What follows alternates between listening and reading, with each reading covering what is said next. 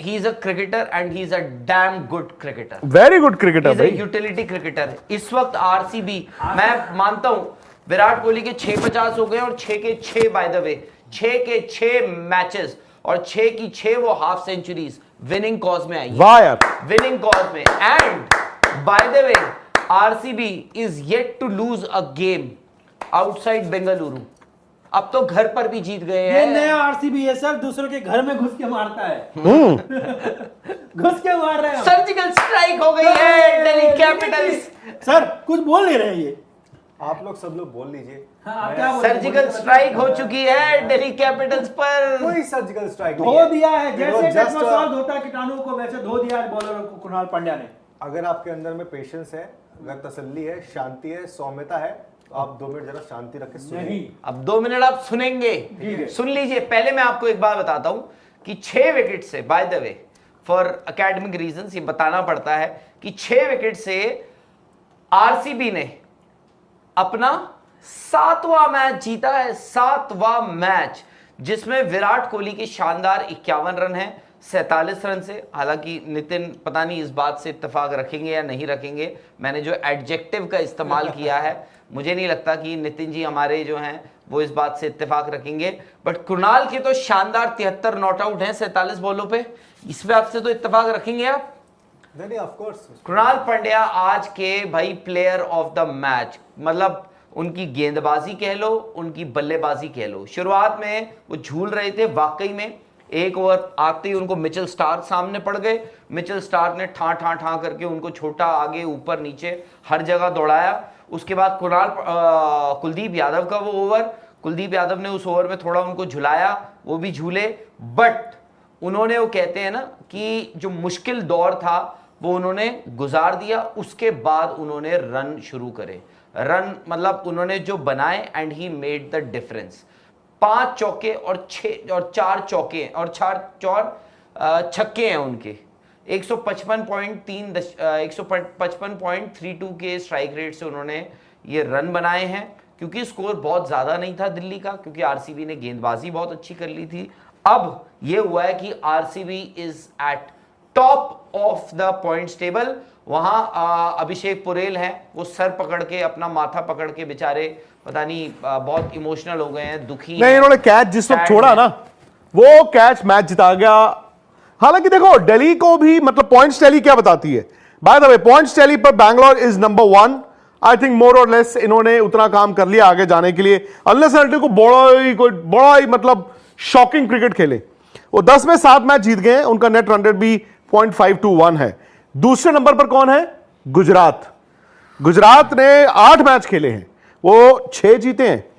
अब मुंबई हो गए तीसरे नंबर पे, मुंबई 10 में 6 जीता है, ठीक है, और उनका नेट रन रेट बहुत अच्छा है।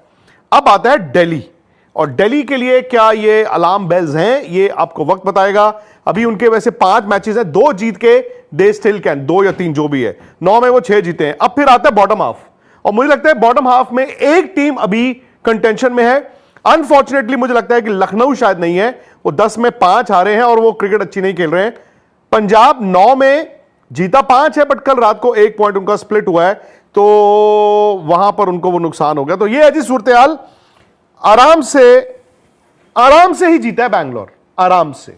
बट एक स्टेज पे ना, मैं यहाँ पर हम बैठे हुए थे जब हम लाइव आ रहे थे, आने वाले ही थे, क्योंकि उनको आखिरी 12 बॉलों पे यानी आखिरी 2 ओवर पे 18 रन चाहिए थे। अब उस वक्त अक्षर पटेल का एक धर्म संकट था। अक्षर पटेल का जो धर्म संकट था वो क्या था? गेंदबाजी को किसको, 19वां किसको, 20वां किसको? 19वां ओवर मुकेश कुमार को दे या मिचेल स्टार्क को दे? 19वां जाना ही मिचेल स्टार्क के साथ था, क्योंकि एक नया बैट्समैन आया हुआ था टिम डेविड। आपने एक आउट कर, जरूरत के हिसाब से, जो शायद से सिचुएशन जो डिमांड कर रही थी उसी हिसाब से उन्होंने खेला। आज आपको पता था यार, मैं कौन सा 262 चेस कर रहा था, मैं चेस तो 162 ही कर रहा था भाई। 3 विकेटें गिर गई थी। उन्होंने और कृणाल पांड्या ने वो डिफिकल्ट फेज जो है, शुरुआती जो फेज था वो झेल लिया।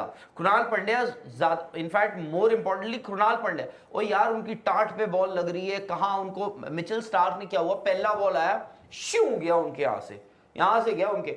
उसके बाद आप वो ओवर देखो, कृणाल पांड्या सिर्फ एंटिसिपेशन में खेल रहे थे, फुल लेंथ डिलीवरी। अस्सलाम वालेकुम जी, कैसे हैं आप लोग। तो आज हम बात करेंगे कि विक्रांत गुप्ता ने पाकिस्तान के बारे में क्या कहा है। वो विक्रांत गुप्ता जो पाकिस्तान आता है उसको पाकिस्तान में इतना प्रोटोकॉल मिलता है जितना उसको इंडिया में नहीं दिया गया। ये बात इंडिया के लोग भी मानते हैं कि उसको जिस तरह से यहाँ पे इतना प्रोटोकॉल दिया गया, मैं तो पहले से ही इस बात के सख्त खिलाफ था कि भाई आप उसको इतना प्रोटोकॉल ना दें, नॉर्मल इंसान है जिस तरह से, लेकिन फिर भी उसको एक बड़ा प्रोटोकॉल दिया गया। पाकिस्तानियों का बड़ापन था।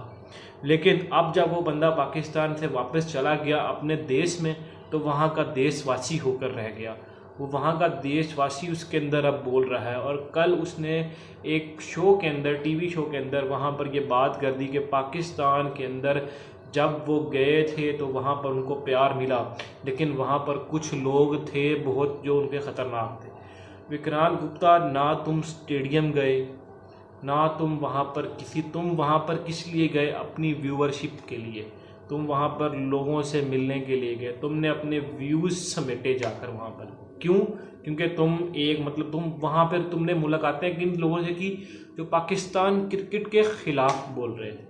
विक्रांत गुप्ता, तुमने वहाँ पर ये की, लेकिन हमने वो बर्दाश्त कर लिया, हम वो वक्त नहीं भूले। लेकिन अब असल में हुआ क्या कि अब इंडिया में जब वो पहलगाम का एक्सीडेंट हुआ तो उसके बाद फैन कोड वालों ने और सोनी टीवी जिन्होंने पीएसएल के राइट थे, उन्होंने पीएसएल को दिखाना बंद कर दिया। No issue, that's not a big issue for Pakistan because Pakistan have much bigger league than IPL.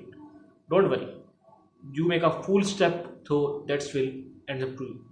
चलो कोई बात नहीं, पाकिस्तान ने बर्दाश्त किया। लेकिन उसके बाद तुम वहाँ पर बैठ कर ये बातें कर रहे हो कि भाई पाकिस्तान में मैं गया था, वहाँ पर मुझे ये हुआ, पाकिस्तान ने मेरे साथ ये कर दिया। तुम पाकिस्तान पर भौंक रहे थे। असल में अगर कहा जाए, विक्रांत गुप्ता, तुम होते कौन हो पाकिस्तान के बारे में ऐसे कहने वाले? Who are you to bark against Pakistan?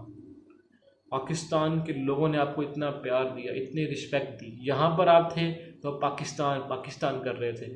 अब वहाँ इंडिया में बैठे हो, पता है कि वहाँ पर प्रेशर है आपके ऊपर, तो आप वहाँ उनकी ज़ुबान बोल रहे हो। आप कह रहे हो कि इंडिया की टीम वहाँ पर सेफ नहीं थी। और भाई ऑस्ट्रेलिया, इंग्लैंड जैसी टीम में, तो तुम्हारी टीम की क्या बात है? तुम्हारे प्लेयर क्या उनसे ज़्यादा बड़े हैं? तो तुम्हारे बाप हैं ऑस्ट्रेलिया वाले, इंग्लैंड वाले, जिन्होंने क्रिकेट ईजाद की थी, और तुम यहाँ पर अपनी पेश करवा रहे हो। तुम्हें सही लोग इंडिया में गालियाँ देते हैं, तुम्हें यहाँ पर प्यार मिला, तुम्हें इज्जत रास नहीं आई।